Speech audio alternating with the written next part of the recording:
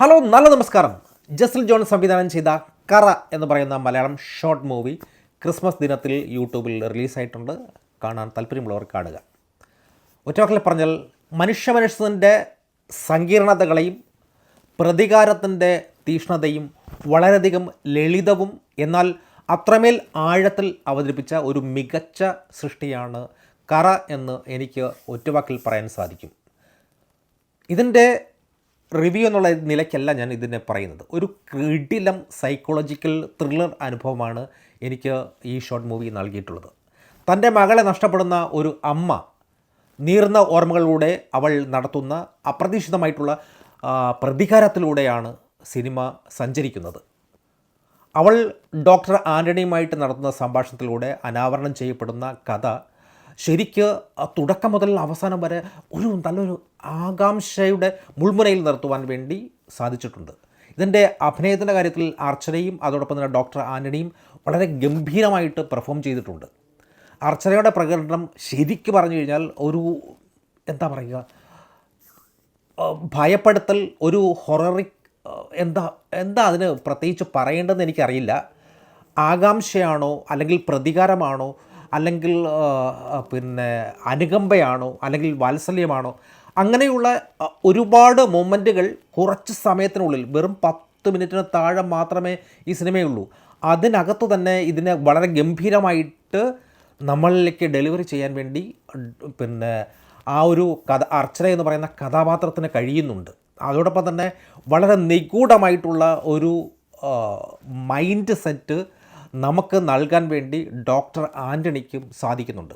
ഇവരുടെ ഈ രണ്ടുപേരുടെയും പെർഫോമൻസ് വച്ചുകൊണ്ട് അതോടൊപ്പം തന്നെ ഇതിൻ്റെ ഒരു ബാക്ക്ഗ്രൗണ്ട് സ്കോർ ഉണ്ടല്ലോ, എൻ്റെ മോനെ, തുടക്കത്തിൽ കാണിക്കുന്ന ഒരു സീനുണ്ട്. ഒരു ഡോക്ടർ എൻ്റെ അർച്ചന എന്ന് പറയുന്ന അയാളുടെ ഒരു കോള് വരുന്നതിന് തൊട്ട് മുമ്പ് വരെ കാണിക്കുന്ന ഒരു ചെറിയ സാധനം, ജസ്റ്റ് 30 സെക്കൻഡ്സ് മാത്രമുള്ളൊരു ചെറിയ സാധനമാണ്. ആ സാധനത്തിന് കൊടുക്കുന്ന ബാക്ക്ഗ്രൗണ്ട് സ്കോർ ഉണ്ടല്ലോ, എൻ്റെ അമ്മേ കിടിലം. അതോടൊപ്പം തന്നെ അതിൽ കാണിക്കുന്ന കുറച്ച് സീന്, അതിലെല്ലാം ആ കുറച്ച് സാധനത്തിന് അകത്ത് തന്നെ എല്ലാ സാധനങ്ങളും അടങ്ങിയിരിപ്പുണ്ട്. പക്ഷേ അതിനെ ബാക്കിയുള്ള നിമിഷങ്ങളിൽ നമുക്ക് എന്താണ് സംഭവിക്കാൻ പോകുന്നതെന്ന് അനാവരണം ചെയ്യുകയാണ്. ഒരു ചെറിയ ബ്ലറായിട്ടുള്ള കുറേ സീനുകൾ കാണിച്ചിട്ട് ബാക്കി അതിനെ ഫുള്ളായിട്ട് വെളിപ്പെടുത്തി തരികയാണ് ശ്രമിക്കുകയാണ് ജസ്റ്റിൽ ജോൺ.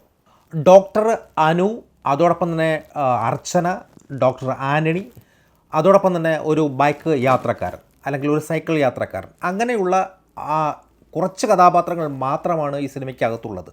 ഡോക്ടറുടെ നിഗൂഢമായിട്ടുള്ള സമീപനവും നോട്ടവും അവസാന നിമിഷങ്ങളിൽ ആ ഒരു വിസ്ഫോടനം ശരിക്കും പറഞ്ഞു കഴിഞ്ഞാൽ ഇതിൻ്റെ മൊത്തത്തിലുള്ള ഒരു ഗംഭീരമായിട്ടുള്ള ഒരു എൻഡിങ്ങും നൽകാൻ പരമാവധി ശ്രമിച്ചിട്ടുണ്ട്. പിന്നെ ഇതിൻ്റെ സാങ്കേതിക വശങ്ങൾ നോക്കുമ്പോൾ സൗണ്ട് ഡിസൈനിങ്ങും അതോടൊപ്പം തന്നെ ബീജിയവും, ഒരു ത്രില്ലർ സിനിമയുടെ നട്ടല് അതിൻ്റെ ശബ്ദ സംവിധാനമാണല്ലോ. അപ്പോൾ കറയിലെ പശ്ചാത്തല സംഗീതം ഓരോ രംഗത്തിൻ്റെയും എന്താ പറയുക, ഒരു ആകാംക്ഷ അല്ലെങ്കിൽ ഒരു തീവ്രത ശരിക്കും വർദ്ധിപ്പിക്കാൻ പരമാവധി ബാക്ക്ഗ്രൗണ്ട് സ്കോറിന് സാധിച്ചിട്ടുണ്ട്. അതോടൊപ്പം തന്നെ ക്യാമറയും അതിൻ്റെ എഡിറ്റിങ്ങും.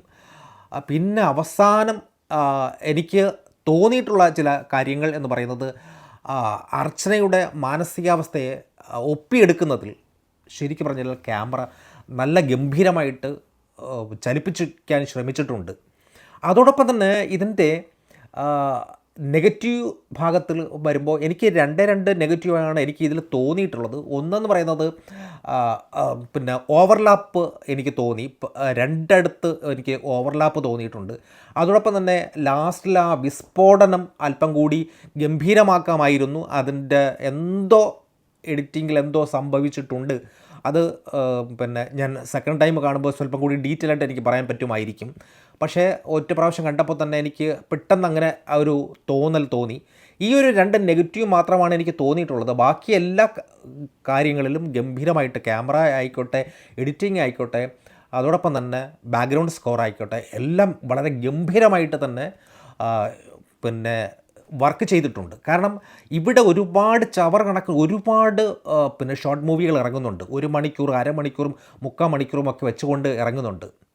ചെറിയ സാധനത്തെ വളരെ ഗംഭീരമായിട്ട് അവതരിപ്പിക്കുക എന്നുള്ളത് വളരെ ചിന്തിപ്പിക്കാൻ, അല്ലെങ്കിൽ വീണ്ടും ഒന്നുകൂടി കണ്ടാൽ മാത്രമേ മനസ്സിലാകുന്ന രീതിയിൽ കഥയെ ഷോർട്ടാക്കി വളരെ ആഴത്തിൽ അവതരിപ്പിക്കാൻ തീർച്ചയായും ജെസിൽ ജോണിന് കഴിഞ്ഞിട്ടുണ്ട് എന്നത് വളരെയധികം പോസിറ്റീവായിട്ട് എനിക്ക് തോന്നുന്നു.